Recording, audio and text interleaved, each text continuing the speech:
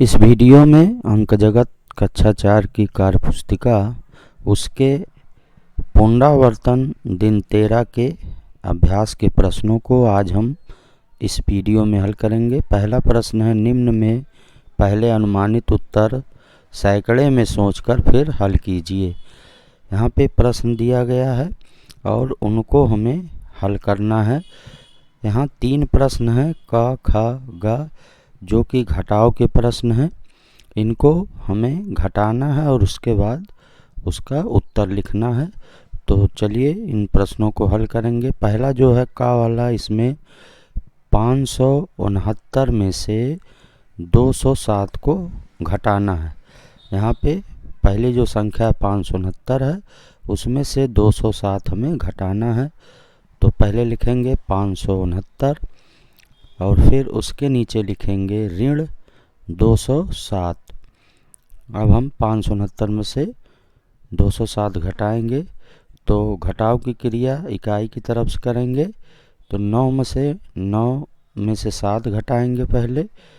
तो 9 में से 7 घटाएंगे, 2 बचेगा, यहाँ 2 लिखेंगे। फिर दहाई 6, उसमें से 0 घटाएंगे, 6 बचेगा, यहाँ 6 लिखेंगे। फिर सैकड़ा 5 में से 2 घटाएंगे, 3 बचेगा। तो उत्तर जो होगा 362।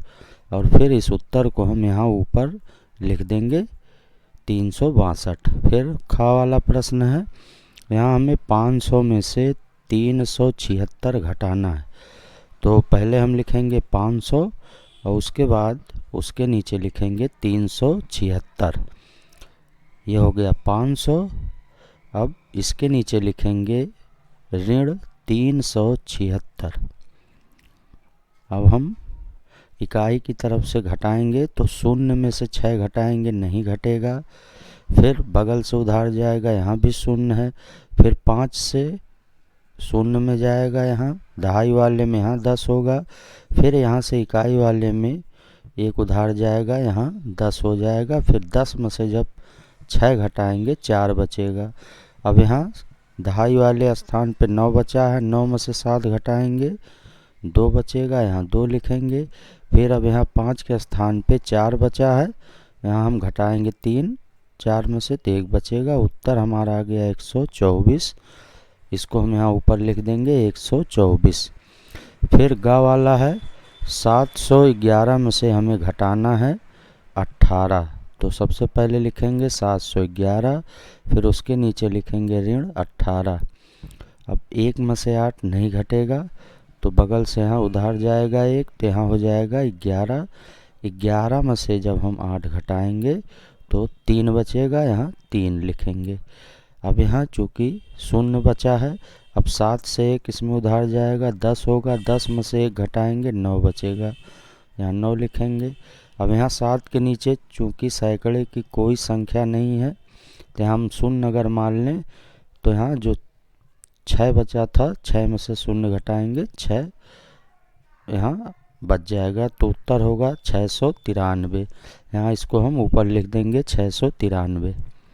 फिर दूसरा प्रश्न है, नीचे दिए गए प्रश्नों को हल कीजिए। यहाँ पे का वाला प्रश्न है, राम समारोह के लिए पंक्तियों में लगाई गई कुर्सियों को गिनता है। कुल मिलाकर 45 कुर्सियाँ हैं, कुछ रंगीन कुछ सफ़ेद। बाद में वह सिर्फ सफ़ेद कुर्सियों को गिनता है जो 19 होती हैं।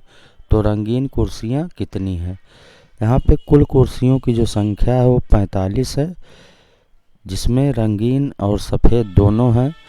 और सफ़ेद की संख्या दिया है 19 और पूछ रहा है रंगीन कुर्सियाँ कितनी हैं। तो रंगीन कुर्सियों की संख्या ज्ञात करने के लिए हम कुल कुर्सियों की संख्या में से सफ़ेद की संख्या घटा देंगे तो हमें पता चल जाएगा रंगीन कुर्सियाँ कितनी थी। तो यहाँ हम लिखेंगे सबसे पहले कुल कुर्सियाँ बराबर, ये हो जाएगा 45, यहाँ 45 लिखेंगे।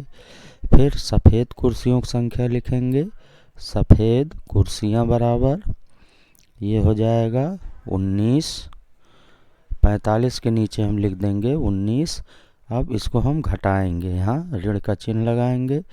45 में से 19 घटाएंगे तो यहाँ 15, 4 से एक उधार गया, 15 हुआ, 15 में से 9 घटा, 6 बचा, फिर 3 में से 1 घटाए, 2 बचा, तो हमारा उत्तर आ गया 26। रंगीन कुर्सियों की संख्या ये आ गया 26। यही जो है हमारा उत्तर है। अब इसके बाद हम खा वाला प्रश्न हल करेंगे। परवीन और राम को कुल 31 आम मिले। राम को 13 आम मिले तो परवीन को कितने आम मिले?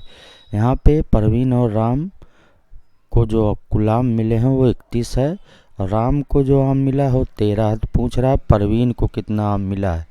तो कुल आम में से हम राम का आम जब घटा देंगे तो हमें पता चल जाएगा कि परवीन को कितने आम मिले हैं।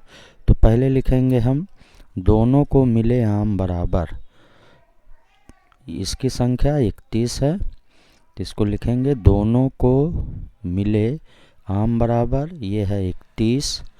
अब राम को मिले आम बराबर लिखेंगे राम को मिले आम बराबर, इसकी संख्या है 13।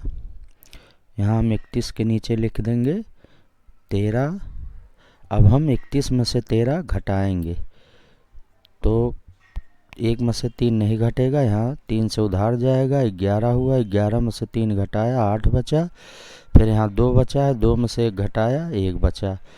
तो जो परवीन को आम मिले थे उनकी संख्या है 18। इसको हम यहाँ नीचे लिखेंगे परवीन को मिले आम बराबर, ये हो गया 18। यही हमारा जो है उत्तर होगा, यही हमारा आंसर है। अब इसके बाद गा वाला प्रश्न हम हल करेंगे।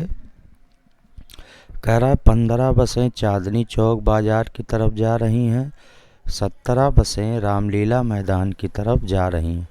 मोहन ने अभी तक कुल कितनी बसों की गिनती की? अब यहाँ पे 15 बसें चांदनी चौक की तरफ जा रही हैं, 17 रामलीला की तरफ, तो कुल बसों की संख्या बतानी है, कुल बसें कितनी हैं। तो कुल बसों की संख्या निकालने के लिए हम 15 और 17 दोनों जोड़ देंगे तो हमें पता चल जाएगा बसों की संख्या। तो कुल बसें बराबर पहले लिखेंगे 15 और उसके बाद उसमें हम 17 जोड़ देंगे तो हमें कुल बसों की संख्या पता चल जाएगा कि कुल बसों की संख्या कितनी है।